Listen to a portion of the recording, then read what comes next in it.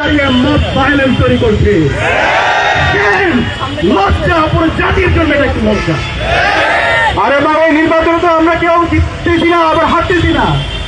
এই নির্বাচনের মাধ্যমে জুলাইয়ের প্রজন্ম জিতছে। এখানে কোনো একক দল অথবা একক কোনো ছাত্র সংগ্রাম জিতছে না। জুলাইয়ের যে প্রজন্ম তৈরি হয়েছে তারাই জিতছে।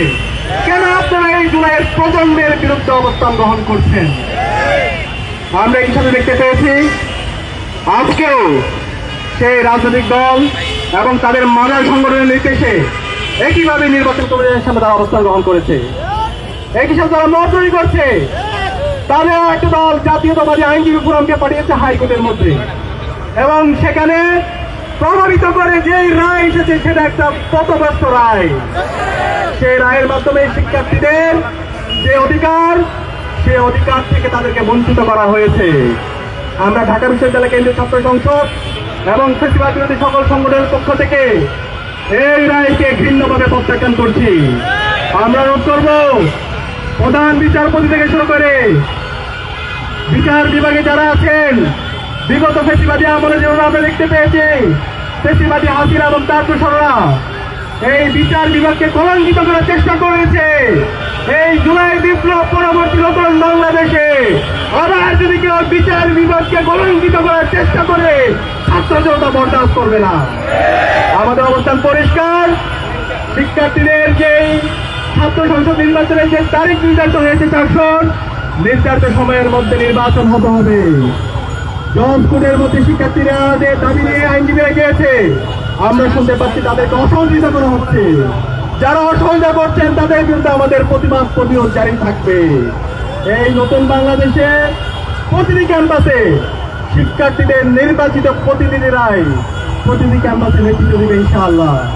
এই জায়গায় যদি কেউ ব্যত্যয় করতে চায়, সেই যতই শক্তিশালী হোক, তার বিরুদ্ধে বাংলাদেশের সকল মানুষরা 4 কোটি ছাত্র সমাজ তারা তাদের প্রতিবাদ প্রতিরোধ জারি রাখবে।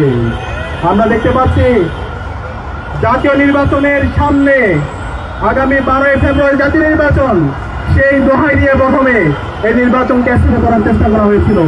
পরবর্তীতে আমরা নির্বাচন কমিশন সহ নির্বাচন কমিশনের উচ্চপদস্থ দায়িত্বশীলদের সাথে আমরা কথা বলেছি, এবং পরিপ্রেক্ষিতে শিক্ষার্থীদের দাবি এবং সবার মতামতের প্রেক্ষিতে চাকসু নির্বাচনের জন্য 20 তারিখ নির্ধারিত করা হয়।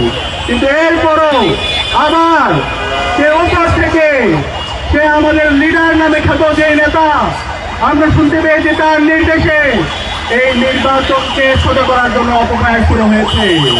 আমরা বলতে চাই, আমরা আপনাকে সম্মান করে, আমরা আপনাকে শ্রদ্ধা করে, বিগত ফেসিবাদী আমলে আপনি জুলুমের শিকার হয়েছেন, কিন্তু আপনি তারে ভয় উঠবেন না।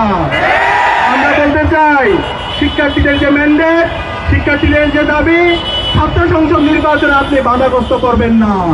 এই নির্বাচন যদি বাধাগ্রস্ত করেন, তাহলে 12 ফেব্রুয়ারি এই জাতীয় নির্বাচন হবে। সেই নির্বাচনে বাংলাদেশের মানুষরা আপনাদের পরিণতি দেখিয়ে দিবে।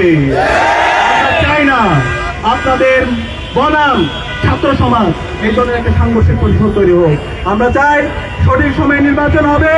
নির্বাচনের মাধ্যমে বাংলাদেশে যে গণতন্ত্রের যাত্রা শুরু হয়েছে, সেই যাত্রা চলমান থাকবে, এবং এই যাত্রায় এই গণতন্ত্রের চর্চায় কেউ যদি বাধা তৈরি করতে চায়, তাহলে বাংলাদেশের ফেসিবাদের পরিণতি যে হয়েছিল তার চাইতে খারাপ পর্যায়ে আপনাদের হবে।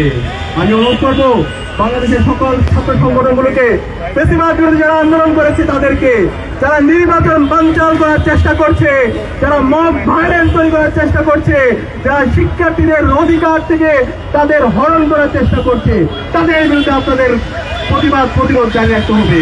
আমরা আশা করছি চাকসুর যে নির্বাচনের তারিখ হয়েছে, সেই নির্ধারিত তারিখে নির্বাচন হওয়ার মাধ্যমে বাংলাদেশে গণতন্ত্র বিজয় হবে ইনশাআল্লাহ। ইনকিলাব জিন্দাবাদ।